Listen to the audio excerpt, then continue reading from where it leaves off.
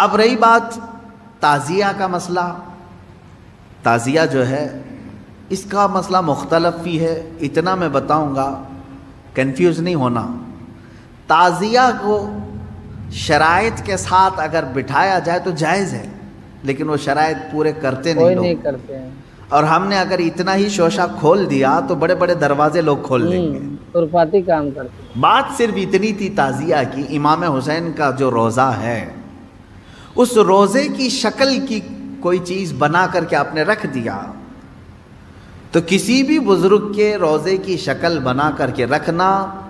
کب گناہوں سے کنارہ میں کروں گا یا رب، نیک کب اے میرے اللہ میں بنوں گا یا رب، یا الہی رحم فرما مصطفیٰ کے واسطے، یا رسول اللہ کرم کیجئے خدا کے واسطے، کربلائے رد شہید کربلا کے واسطے۔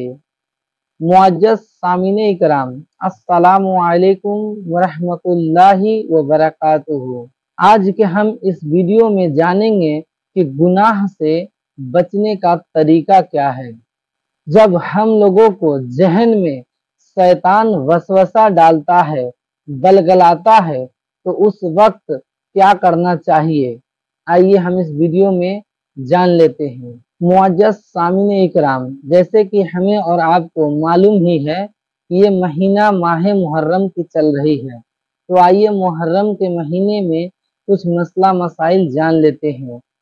آج کے اس ویڈیو میں ہم لوگ جانیں گے کہ تعزیہ بنانا جائز ہے یا نہیں، اگر جائز ہے تو کس شکل میں جائز ہے، کیسا تعزیہ بنانا چاہیے۔ محرم کے مہینے میں بہت سارے مسلمان پنجہ کے شکل میں یعنی ہاتھ کے شکل میں تعزیہ بناتے ہیں، اور اس تعزیہ کو امام حسین کے ہاتھ کی نسبت بتاتے ہیں کہ یہ امام حسین کی پنجہ ہے۔ کیا اس میں حقیقت ہے، ہم آج اس ویڈیو میں جانیں گے۔ یہ ویڈیو مفتی سلمان اجہری صاحب کا ہے، تو آئیے ہم اور آپ محبت بھری انداز میں اس ویڈیو کو دیکھتے ہیں۔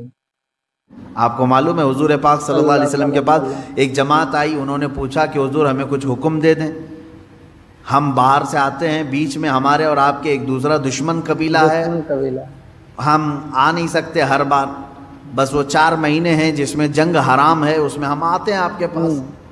تو حضور نے ان کو حکم دیا 4 چیزوں کا، نماز کا، روزے کا، مال غنیمت کا، اور جہاد فی سبیل اللہ کا، اور ایک حدیث میں حج کا، اور پھر فرمایا میں 4 چیزوں سے تمہیں روکتا ہوں، 4 چیزیں کبھی مت کرنا۔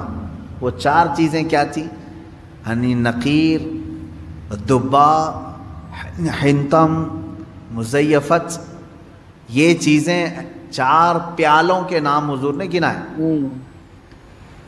کدو کو کاٹ کر کے بیچ میں سے گول ہوتا ہے، اندر کا مغز نکالیں تو کھٹوری بن جاتا ہے، اس کو سکھا کر کے عرب والے اس میں شراب ڈال کے پیتے تھے۔ لکڑی کا گلاس بناتے تھے، لکڑی گول کاٹ کر کے بیچ میں سے اس کا سب نکال کے ایک گلاس بن جاتا، اس میں شراب رکھتے تھے۔ یعنی بالکل وہ لوگ اوریجنل چیزیں، نیچرل چیزیں شراب کے لیے استعمال کرتے تھے۔ یہ 4 قسم کے پیالے ہیں جن کا تذکرہ میں نے ابھی کہا۔ حضور نے فرمایا یہ ختم کر دو، یہ پیالہ، لکڑی کا پیالہ، کدو سے بنایا ہوا پیالہ، وہ کلنگڑ سے بنایا ہوا پیالہ، یہ ختم کر دو۔ شراب کی بات نہیں ہے اس میں، پیالے ختم کرو، پیالے توڑو۔ گئے انہوں نے پیالے توڑ دیے۔ اس میں حکمت کیا ہے؟ محدثین فرماتے ہیں شراب تو چھوڑنا ہی تھا انہیں، لیکن وہ پیالے نہیں رکھنا ہے جس میں شراب پیتے تھے۔ وجہ یہ ہے کہ جب جب پیالہ دیکھیں گے وہ شراب یاد آئے گی، اس میں ایسا پیتے تھے ہم۔ یہ اسلام ہے جو جڑ کو ختم کرنا چاہتا ہے۔ اب ظاہر سی بات ہے اس بچڑے کو تو ختم کیا گیا، مار دیا گیا، لیکن حکم آیا کہ اس کا تصور بھی نہ آئے۔ ان کے دلوں میں وہ رچ بس گیا تھا بچڑا، جب دیکھو وہ بچڑے کا ہی تذکرہ کرتے تھے۔ اب اس طرح کے جو گمراہیاں آج تک لوگوں کے دلوں میں ہیں انہیں ختم کریں۔ تو گمراہی کی یادیں نکالنا یہ بہت اہم کام ہے۔ مثال کے طور پر برسوں پہلے آپ کوئی غلط کام کر رہے تھے، اب چھوڑ کر کے توبہ کر کے آ چکے ہیں، تو اب یہاں سب سے بڑا کام یہ ہوتا ہے کہ اس کا دماغ میں خیال بھی نہ آئے، اس کے لیے ٹائم لگتا ہے. تو جب تک وہ پورا نہیں نکالو گے آپ ایمان کے کمال کے درجے کو نہیں پہنچو. پہلے کچھ لوگ کچھ عمل کرتے تھے جو ناجائز و حرام تھا گھروں میں، ہم نے تنبیہ کی، تلقین کی کہ یہ ناجائز ہے، حرام ہے، نہ کریں. چھوڑ تو دیا انہوں نے، لیکن جب جب وہ اوکیشن آتے ہیں تب تب پھر سے ان کی یاد آتی ہے. اب اس کی مثال آپ کو میں بتاؤں. شروع کی بات ہے کہ محرم کے زمانے میں پنجے اٹھا کر کے ناچنے کی عادت اکثر لوگوں کو تھی، ہاتھ کا پنجہ، بہت سارے لوگ. ایک طرح سے اس میں عبادت کا تصور نہیں تھا لوگوں کو، بس یہ کہ انٹرٹینمنٹ کرنا ہے، کیونکہ عبادت اس طرح سے روڈ اور گلیوں میں ناچ کر کے تو ہوتی نہیں. نہ وہ امام حسین کو راضی کرنے کا مسئلہ ہے، نہ رب تبارک و تعالیٰ کی بارگاہ میں کچھ پیش کرنے کا مسئلہ ہے. اگر اتنا ہی عبادت کا شوق ہوتا تو مسجدوں میں پنجے لے کر بیٹھ جاتے، قرآن پاک پڑھتے. سب کو معلوم ہے کہ سب سے افضل جگہ یہ ہے. وہ انٹرٹینمنٹ کرتے تھے. اب ہوا یہ کہ ہم نے کہا کہ یہ بے حرمتی ہو رہی ہے، مولا حسین کے نام پر بے حرمتی ہو رہی ہے. اصل بات پنجہ تو آج تک امام حسین کا ملا نہیں، پنجہ ملا نہیں. حضرت عباس علمبردار کے پنجے کٹے تھے یہ سنا ہے، روایات بھی، لیکن اس کی شبیہ، اس سے ملتی جلتی تصویر کچھ ملی نہیں. اب رہی بات تعزیہ کا مسئلہ. تعزیہ جو ہے اس کا مسئلہ مختلف بھی ہے. اتنا میں بتاؤں گا، کنفیوز نہیں ہونا. تعزیہ کو شرائط کے ساتھ اگر بٹھایا جائے تو جائز ہے، لیکن وہ شرائط پورے کرتے نہیں کرتے ہیں.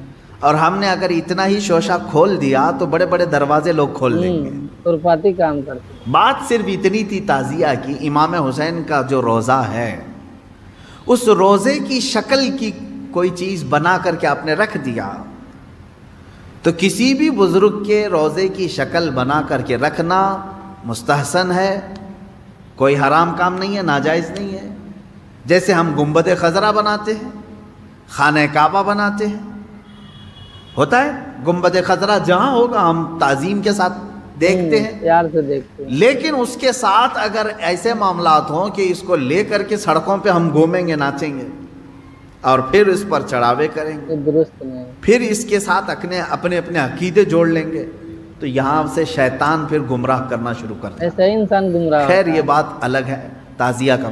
رہی بات پنجے کا، پنجے کی جو لاجک ہے وہ نہیں سمجھ میں آئی. مجھے کوئی سمجھا دے. میں نے اس سے قبل بھی بہت پہلے ہی کہا تھا، میں خود اٹھاؤں گا. پنجے کی کیا خصوصیت ہے؟ اگر امام حسین شہید کربلا رضی اللہ تعالیٰ عنہ کے ہاتھ کا نشان لے کر کے کوئی اٹھا کر گھومتا ہے، میں تو کہوں گا ہاتھ کیوں اٹھاتے ہو؟ اس سے بہتر ہے کہ مولا حسین کا قدم اٹھا کر کے گھومیں، کیونکہ ہمارے لیے ان کے قدم تک پہنچنا بھی بہت دور کی بات ہے. قدم اٹھا کر کے کوئی گھومتا ہوا نہیں دکھا مجھے، کوئی تلوار اٹھا کر کے دکھا. تو اس میں ہاتھ کی کیا خصوصیت ہے یہ تو مجھے لاجک اب تک نہیں معلوم. بہرحال ایک ٹاپک الگ ہے. اس کے اندر جو خرافات آ رہی تھیں، اس کے ساتھ عورتوں مردوں کا ساتھ ملنا، گانے باجے ڈھول تاشے اور طرح طرح کے اس میں خرافات لے کر کے اس کو کہاں سے کہاں تک پہنچایا تھا. شروع کس لیے ہوا ہوگا معلوم نہیں، پہنچا کس کام کے لیے بہت دور چلا گیا. اب میں جو بات کہنے جا رہا تھا وہ یہ تھی کہ چند سالوں پہلے ہم نے دیکھا بہت خرافات ہو رہی ہے. ایک جگہ ہم نے کہا منع ہے، انہوں نے فوراً اس کو ختم کر دیا، نہیں کریں گے. ہاں میں نے کہا کہ ٹھیک ہے مولا حسین کے روزے کی شکل بناؤ، ہر گھر میں بنا کر کے رکھو، یاد کے لیے اچھا، اپنے بچوں کو دکھاؤ کہ یہ مولا حسین کا روزہ ہے. مبارک. ہم جیسے گنبد خضرا رکھتے ہیں اپنے گھروں میں، خانہ کعبہ رکھتے ہیں، امام حسین کا روزہ رکھنے میں کون سی دقت کی بات ہے؟ میں اتنا زیادہ مخالف نہیں ہوں اس چیزوں کا. رکھو، آپ پیتل کا بناتے بناؤ، تانبے کا بناتے بناؤ، سونے کا بناتے ہو بناؤ، اس میں حرج نہیں. ہم جس چیز کی مخالفت کرتے ہیں وہ خرافات و حرام کاریاں جس کو باہر سڑکوں پر کیا جاتا ہے، میں اس کا مخالف ہوں۔ خیر بات آئی، بند ہو گئی، لیکن ہوتا کیا تھا معلوم ہے؟ چند دنوں کے بعد دوسرا محرم آیا تو گھر والے کہتے ہیں کہ حضرت وہ تو بند ہیں لیکن بچے ویسے ہی ناچ رہے ہیں، ہاتھ ایسے لمبے کر کے اٹھا کے ہاتھ خود پنجا بن گئے ہیں اور ناچ رہے ہیں۔ تو میں اس چیز کو مثال میں اس لیے بتا رہا ہوں کہ بنی اسرائیل بچھڑے کی پوجا کرتے تھے، حکم آیا ان کے قتل کا، قتل بھی ہوئے، بچھڑا بھی مار دیا گیا، لیکن زمانے تک ان کے دلوں سے بچھڑے کی محبت گئی نہیں تھی۔ وہی ذکر آج کی آیت میں نے پڑھا ہے۔ اللہ فرماتا ہے ثم اتخذوا العجل من بعد ما جاءتهم البینات، پھر یہ بچھڑے کو ایسا لے کر کے بیٹھے رہے جبکہ ان کے سامنے کھلی ہوئی نشانیاں تھیں۔ وَأُشْرِبُوا فِي قُلُوبِهِمُ الْعِجْلَ، اللہ فرماتا ہے ان کے دلوں میں ایسا لگتا ہے بچڑا پلا دیا گیا ہے، پی گئے ہیں بچڑے کو، اتنی محبت تھی، جبکہ روشن آیتیں اور دلیلیں دیکھی۔ تو خلاصہ یہ ہے میرے عزیزو، کہنے کا مطلب کہ بعض چیزیں گمراہیاں ایسی ہیں جن کو چھوڑنے کے بعد بھی وہ کچوکے لگاتی رہتی ہیں، برے گناہ بھی ایسے ہیں جن کو چھوڑنے کے بعد وہ دوبارہ دماغ میں وسوسے ڈالتے رہتے ہیں۔ ان کاموں کو حتمی طور پر اپنے تصور میں بھی نہ آئے۔ اعوذ باللہ من شر الشیطان الرجیم کثرت سے پڑھیں، اعوذ باللہ من شر الشیطان الرجیم، من شر الشیطان الرجیم۔ اے اللہ میں پناہ مانگتا ہوں تیری مردود شیطان کی ان شرارتوں سے جو میرے دماغ میں ڈال رہا ہے۔ تو یہ اسی کی طرف سے ہوتی ہیں، وہ پرانے راستے پر لے جانا چاہتا ہے، گمراہی کی طرف لانا چاہتا ہے۔ وہ خرابیاں جن کو تم چھوڑ کر کے آئے ہو یاد دلاتا ہے، ایک بار اور چلا جاؤ۔ اس کے لیے کثرت سے یہ پڑھا کریں، جب جب ایسا وسوسہ آئے کہیں اعوذ باللہ من شر الشیطان الرجیم۔ آج ہی صبح گناہ سے توبہ کیا، سوچا کہ نہیں کروں گا یہ گناہ، لیکن رات ہوتے ہی پھر خیال آیا ایک بار اور کر لوں۔ میں بتا رہا ہوں فوراً اس وقت یہ پڑھو اعوذ باللہ من شر الشیطان الرجیم۔ اے اللہ میں تو چھوڑ چکا تھا شیطان مردود، پھر مجھے لا رہا ہے وسوسے، میں تیری پناہ مانگتا ہوں مردود شیطان کی شرارتوں سے۔ سامعین اکرام، جیسے کہ ہم اور آپ جان چکے ہیں کہ اسلام میں شراب پینا حرام ہے اور حرام کی کام ہے، اور ہمارے نبی حضور صلی اللہ تعالی علیہ وسلم شراب پینے کے چیزوں کو بھی توڑنے کا حکم دیا ہے۔ تو ہمیں اور آپ کو چاہیے کہ اس سب حرام کاموں سے بچتے رہیں اور توبہ کرتے رہیں۔ اللہ توبہ کرنے والے کو پسند فرماتا ہے، اور ہم سب مسلمانوں کو چاہیے کہ علم سیکھیں۔